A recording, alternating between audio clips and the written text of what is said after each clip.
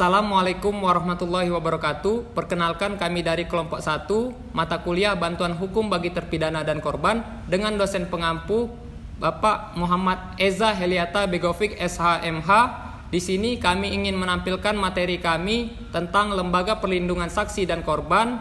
Sebelumnya perkenalkan, nama saya Gulung Utama Putra dengan NIM 2230103254. Selanjutnya rekan saya. Perkenalkan, nama saya Yulia Okta Citra dengan NIM 2220103112. Saya Ulia Arta, NIM 2210103001. Saya adalah Permatasari dengan nomor NIM 2210103005. Saya Salsabila Khairunisa dengan NIM 222010300. Saya Ratna Fazira dengan NIM 2201030051. Sejarah LPSK. Lembaga Perlindungan Saksi dan Korban atau biasa disebut dengan LPSK didirikan untuk memberikan perlindungan hukum kepada saksi dan korban kejahatan, terutama dalam kasus pelanggaran hak asasi manusia. LPSK berfungsi berdasarkan Undang-Undang Nomor 31 Tahun 2014 yang mengatur hak-hak dan perlindungan yang harus diberikan kepada mereka. LPSK didirikan pada tahun 2008 sebagai respon terhadap kebutuhan perlindungan saksi dan korban dalam sistem peradilan. Tujuan utama adalah untuk memberikan rasa aman bagi saksi dan korban agar berani memberikan keterangan dalam proses hukum. Sejak didirikan, LPSK telah menangani berbagai macam kasus, termasuk kasus pelanggaran hak asasi manusia dan kejahatan terorganisir. LPSK terus berupaya meningkatkan efektivitas perlindungan melalui pelatihan dan sosialisasi pada masyarakat.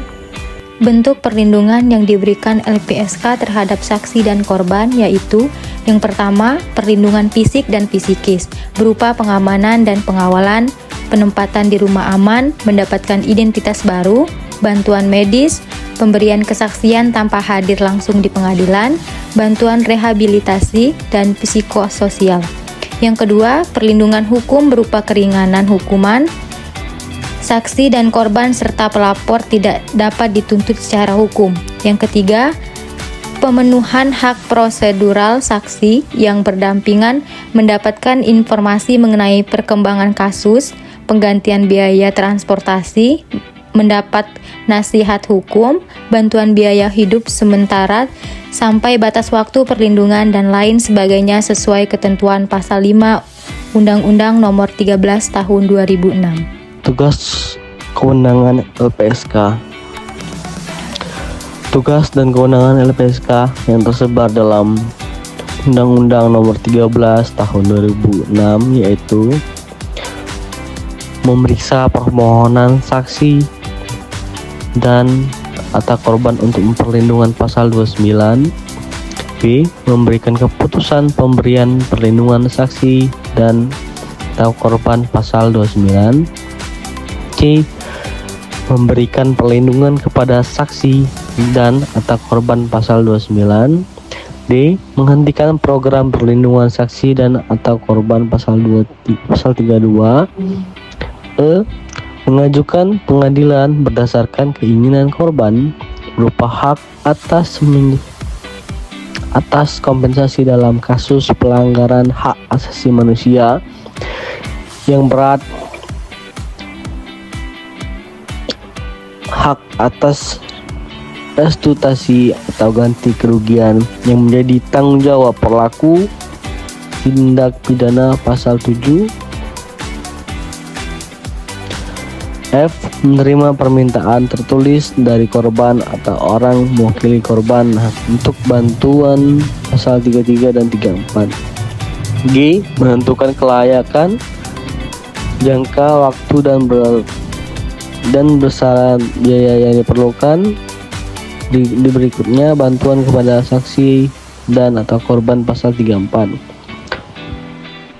H. Yang terakhir, bekerja sama dengan instansi terkait yang berwenang dalam melaksanakan pemberian perlindungan dan bantuan pasal ke-9. Dalam pasal 12A Undang-Undang Nomor 31 Tahun 2014, LPSK berwenang 1. Meminta keterangan lisan atau tertulis dari pemohon dan pihak lain yang terkait dengan permohonan. 2. Menelaah keterangan, surat, dan atau dokumen yang terkait untuk mendapatkan kebenaran atas permohonan. 3. Meminta salinan surat dan atau dokumen yang terkait yang diperlukan dari instansi untuk memeriksa laporan pemohon sesuai dengan ketentuan peraturan perundang-undangan. 4. Meminta informasi perkembangan kasus dari penegak hukum. 5. Mengubah identitas terlindung sesuai dengan ketentuan peraturan perundang-undangan. 6. Mengelola rumah aman. 7. Memindahkan terlindung ke tempat yang lebih aman. 8. Melakukan pengamanan dan pengawalan.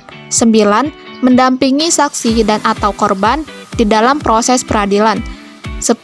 Melakukan penilaian besaran ganti rugi dalam pemberian restitusi dan kompensasi korban dan atau saksi. Lembaga Perlindungan Saksi dan Korban atau LPSK berperan dalam melindungi saksi dan korban tindak pidana, menegakkan keadilan dan mengungkapkan kebenaran. LPSK juga bertugas untuk memulihkan hak-hak saksi dan korban. Peran LPSK memberikan perlindungan fisik, pemenuhan hak prosedural, bantuan medis, dan dukungan hukum, memfasilitasi restitusi kepada korban tindak pidana, menjalin hubungan dengan masyarakat dan menyebarkan informasi, bekerja sama dengan instansi dan menyediakan pelatihan, melakukan pengawasan, pelaporan, penelitian dan pengembangan, memberikan perlindungan terhadap whistleblower. Dasar hukum LPSK, Undang-Undang Nomor 13 Tahun 2006 tentang Perlindungan Saksi dan Korban. Undang-Undang Nomor 31 Tahun 2014 tentang Perlindungan Saksi dan Korban. Peraturan Pemerintah Nomor 43 Tahun 2017.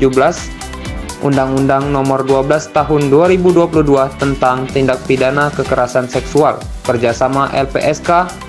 LPSK juga berkoordinasi dengan berbagai lembaga seperti organisasi masyarakat, NGO, asosiasi perumahan lokal.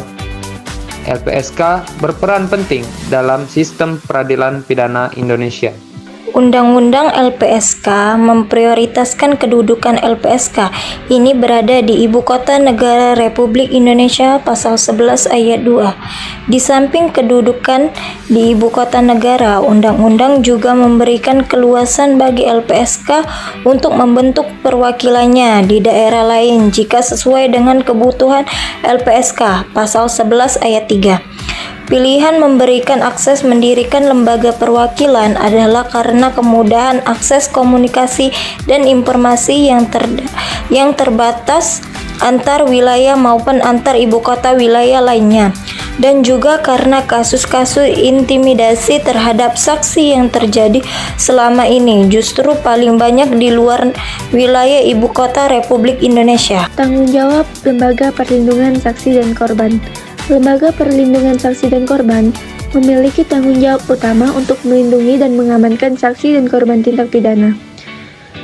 Lembaga Perlindungan Saksi dan Korban memiliki berbagai tugas dan fungsi yang tercantum dalam Peraturan Lembaga Perlindungan Saksi dan Korban Nomor 5 Tahun 2010. Adapun beberapa tugas dan fungsi tersebut yaitu yang pertama, merumuskan kebijakan di bidang perlindungan saksi dan korban, yang kedua, memberikan perlindungan kepada saksi dan korban, yang ketiga, melakukan pengawasan, keempat, pelaporan, dan yang kelima, penelitian dan pengembangan, dan yang keenam, menjalankan tugas lain yang terkait dengan perlindungan saksi dan korban. Selanjutnya, ada contoh tanggung jawab Lembaga Perlindungan Saksi dan Korban. Yang pertama, memberikan tempat perlindungan yang aman bagi saksi dan korban. Yang kedua, memberikan bantuan hukum dan pendampingan psikologis. Yang ketiga, membantu saksi dan korban dalam mendapatkan akses ke layanan kesehatan dan sosial. Dan yang terakhir, melakukan advokasi untuk hak-hak saksi dan korban.